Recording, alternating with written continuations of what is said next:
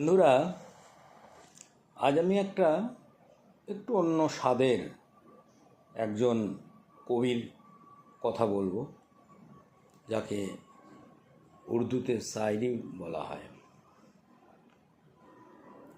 এই কবিতা আপনারা সকলেই শুনেছেন, মির্জা গালিব। আপনারা কি জানেন মির্জা গালিবের অরিজিনাল নাম কি?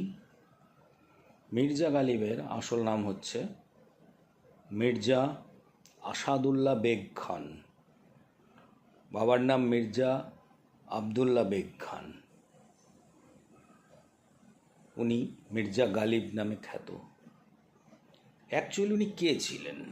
অ্যাকচুয়ালি উনি ছিলেন মুঘল এম্পায়ারের, মুঘল সাম্রাজ্যের যারা তখন বাদশাহ ছিলেন, লেটার রাইটার, চিঠি লেখক উনি ছিলেন। কিন্তু নিজস্ব গুণে অসংখ্য উর্দু এবং পার্সি কবিতা লিখেছেন, পড়েছেন, পাঠ করেছেন, আনন্দ দিয়েছেন।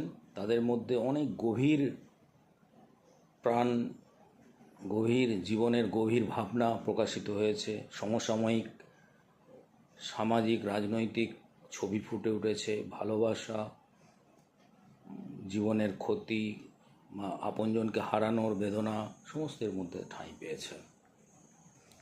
অনেকেই জানেন, এক কথাতেই বলে দেন যে মির্জা গালিব উনি তো উর্দু কবি।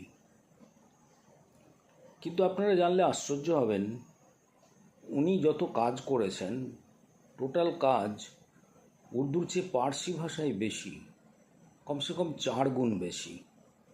তা সত্ত্বেও ওনার উর্দু কবিতাগুলো মানুষের মনে ব্যাপক হারে তার প্রয়োগ ব্যবহার দেখা যায় এবং মানুষের মনে তার প্রভাবও অসীম। সেই মির্জা গালিব জানেন কি, সারা জীবন খুব গরিবী মধ্যে কাটিয়েছেন। অনেক টাকা লোন ধার হয়ে যাওয়াতে তার উপরে কেস, ফাইন এবং ইভেন জেল হয়েছিল। ওনাকে জেলও খাটতে হয়েছিল। তো উনি মারা যাওয়ার পরে ওনার যে ঘরটা দিল্লিতে, গালিব কে হাভেলি, সেটা গালিব মিউজিয়াম হয়েছে। এতটাই আজকে আমরা গালিব সম্বন্ধে বললাম। সমস্ত বন্ধুকে জানাই আমার প্রীতি শুভেচ্ছা, বড়দের প্রণাম, ছোটদের ভালোবাসা। ভালো থাকবেন। Happy mind, happy health.